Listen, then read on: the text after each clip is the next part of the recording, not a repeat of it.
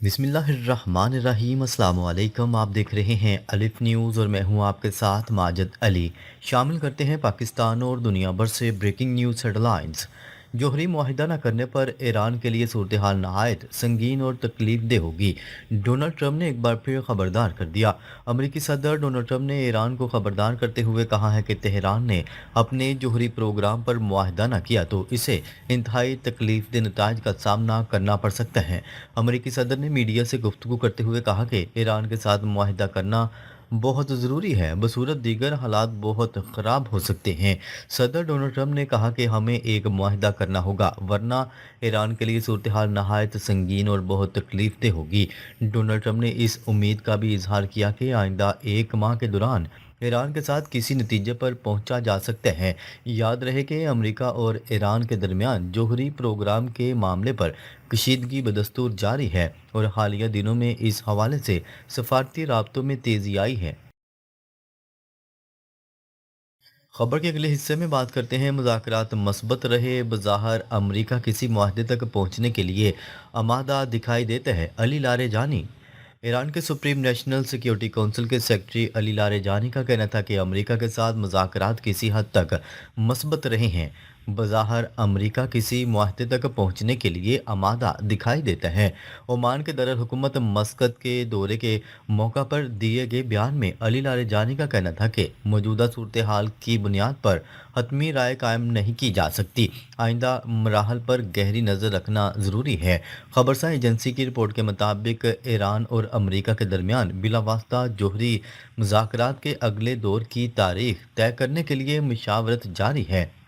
दूसरी जानिब तुर्क वज़ीर ख़ारजा हकान फ़िदान ने कहा है कि अमेरिका और ईरान जौहरी मुआहदे के हवाले से लचक दिखा रहे हैं और किसी समझौते तक पहुंचने के लिए तैयार नज़र आते हैं। बरतानवी अखबार को इंटरव्यू में उनका कहना था कि यह मस्बत पेशरफ्त है कि अमेरिका वाज़िया हदूद के अंदर ईरान को यूरेनियम अफजूदगी की इजाज़त देने पर आमादा दिखाई देता है।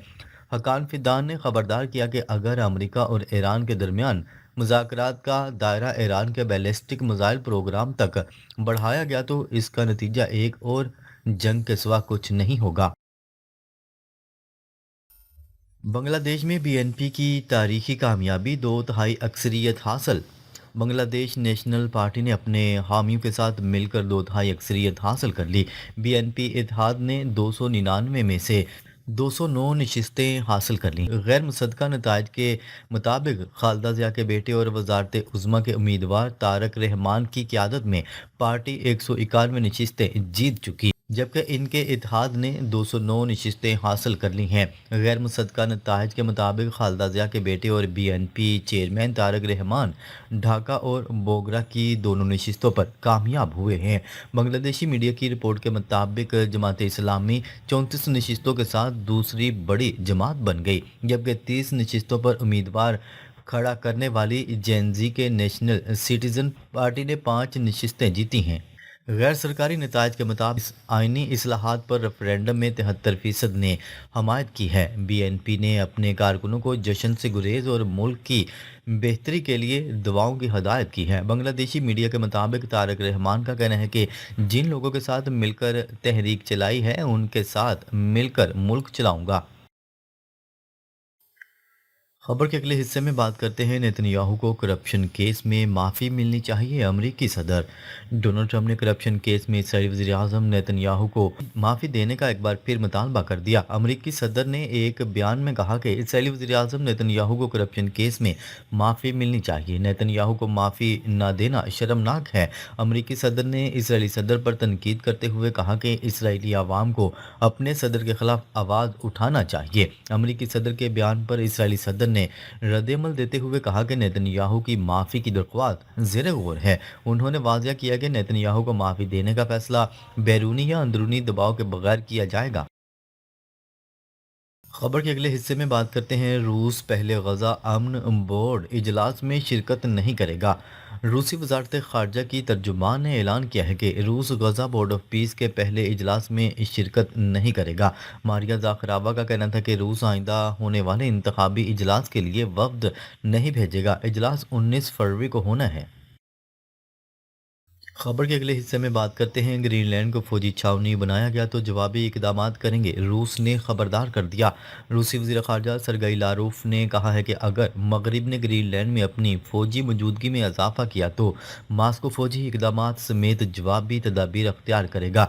लारूफ ने रूसी पार्लियामेंट से खिताब करते हुए कहा कि यकीनन अगर ग्रीनलैंड को फौजी छावनी बनाया गया और वहाँ रूस के खिलाफ फौजी सलाहियतें पैदा की गई तो हम मुनासिब जवाबी तदाबीर अख्तियार करेंगे, जिनमें फ़ौजी और तकनीकी इकदाम भी शामिल होंगे। लारूफ ने मज़ीद कहा कि अमरीका, डेनमार्क और ग्रीनलैंड को ये मामला आपस में तय करना चाहिए। उन्होंने डेनमार्क पर इल्ज़ाम आयद करते हुए कहा कि वो ग्रीनलैंड के बाशिंदों के साथ दूसरे दर्जे के शहरियों जैसा सलूक कर रहा है। खबर के अगले हिस्से में बात करते हैं। बेलारूस ने ड्रोन के खिलाफ लेज़र हथियार मुतारफ़ करवा दिया। आलमी मीडिया की रिपोर्ट के मुताबिक ये हथियार बेलारूस कंपनी लिमिटेड ने सऊदी अरब के दारुल हुकूमत रियाज में मुनक्किद होने वाले वर्ल्ड डिफेंस शो 2026 में मुतारफ़ करवाया है। रिपोर्ट में मज़ीद बताया गया है कि ये हथियार ड्रोन की निगरानी और इनके हदफ का तयन करने वाले ऑप्टिकल सिस्टम को तबाह करके हर किस्म के ड्रोन को नकारा बनाने की सलाहियत रखता है। हथियार शहरी इलाकों में फौजी और सिविलियन तंजीबात की हिफाजत के लिए इस्तेमाल किया जा सकता है। इस हथियार की मौसर रेंज 50 से 500 मीटर, लेज़र पावर 0.75 और 2.0 किलोवाट, जबकि वजन 4 से 4.5 किलोग्राम है। खबर के अगले हिस्से में बात करते हैं। अमेरिका ने हिजबुल्लाह की सुरंगों का खात्मा लबनान के इस्तेहकाम के लिए अहम करार दे दिया। आलमी मीडिया की रिपोर्ट के मुताबिक अमरीकी सेंट्रल कमांड के कमांडर एडमिरल ब्रेड कोपर ने कहा है कि गैर सरकारी अनासर की जानिब से गोला बारूद, मिसाइल और खुदकुश ड्रोन तैयारे ज़ख़ीरा करने के लिए इस्तेमाल होने वाली सुरंगों को ख़त्म करना लबनान और पूरे खित्ते में अमन व इस्तेहकाम के फ़रोग में मावन साबित होगा। ब्रेड कोपर ने मज़ीद कहा कि ये कामयाबी लबनानी फ़ौज के पेशा वराना काम की आकाश है। उन्होंने मज़ीद कहा कि अमेरिका की क़यादत में काम करने वाली इस मैकेनिकल टीम के किरदार की भी तारीफ़ की, जो इसराइल और लबनान के दरमियान तय पाने वाले वादों पर अमल दरामद में अपना हिस्सा डाल रही है। उन्होंने इस बात पर भी जोर दिया कि ये कोशिशें सिक्योरिटी ख़तरात को कम करने और इलाक़ाई इस्तेहकाम को मजबूत बनाने की जानिब एक अहम कदम हैं। खबर के अगले हिस्से में बात करते हैं। हमने डोनाल्ड ट्रंप को धोखा दिया और ना ही किसी शख्स को सजाए मौत दी। ईरानी वजीर खारजा अमरीकी सदर डोनाल्ड ट्रंप की जानिब से गुज़िश्ता रोज़ इसराइली वज़ीर-ए-आज़म नेतन्याहू के साथ बातचीत के बाद इस तस्दीक के बावजूद कि वो ईरान के हवाले से मुस्तकबिल के लाहे अमल पर किसी हतमी फैसले तक नहीं पहुँचे हैं। ईरानी वज़ीर खारजा अब्बास अराक्ची ने इसराइली मीडिया पर ईरान के बारे में सनसनीखेज़ दावे करने का इल्ज़ाम आयद किया है ताकि अमेरिका और ईरान के दरमियान मुज़ाकरात को नाकाम बनाया जा सके।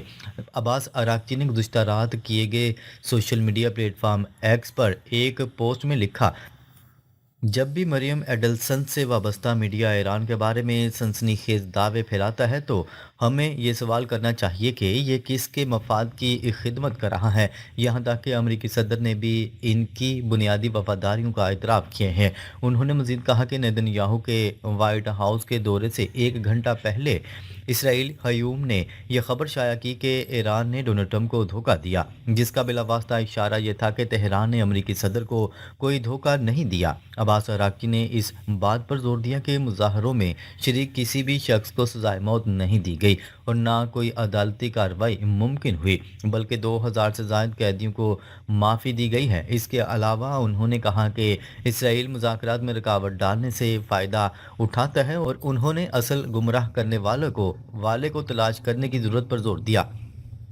गुज़िश्ता मंगल को ईरानी सुप्रीम लीडर आयतुल्ला ख़ामनेई ने 2000 से ज़ायद सज़ा याफ्ता अफराद की माफ़ी या सज़ा में कमी का ऐलान किया था। अदलिया के मुताबिक इस फहरिस्त में हालिया एहतजाजी मुज़ाहरों में शरीक कोई भी शख्स शामिल नहीं है। याद रहे कि ईरान में गुज़िश्ता दिसंबर के आखिर में महंगाई के ख़िलाफ़ एहतजाज शुरू हुआ था, जो जल्द ही मुल्क गिर हुकूमत मुखालिफ मुज़ाहरों में तब्दील हो गया और 8 और 9 जनवरी को अपने अरूज पर पहुँच गया। تہران نے اس بد امنی کے دوران 3,000 سے زائد افراد کی ہلاکت کا اعتراف کیا ہے، جبکہ سیکیورٹی فورسز کے ارکین اور احتجاج میں شریک نہ ہونے والے راہگیر بھی شامل ہیں۔ ایران نے اس تشدد کی وجہ ان دہشت گردانہ کارروائیوں کو قرار دیا جن کے پیچھے اسرائیل سمیت غیر ملکی قوتوں کا ہاتھ ہے۔ ایرانی حکام کا موقف ہے کہ احتجاج پرامن طور پر شروع ہوا تھا، لیکن بعد میں بیرونی اشتعال انگیزیوں کے باعث ہنگامہ آرائی میں تبدیل ہو گیا، جس میں قتل و غارت اور توڑ پھوڑ شامل تھی۔ ناظرین، اب تک کے لیے اتنا ہی۔ مزید خبریں لے کر بہت جلد آپ کی خدمت میں حاضر ہوں گے، تب تک کے لیے اپنا خیال رکھیے گا۔ اللہ نگہبان۔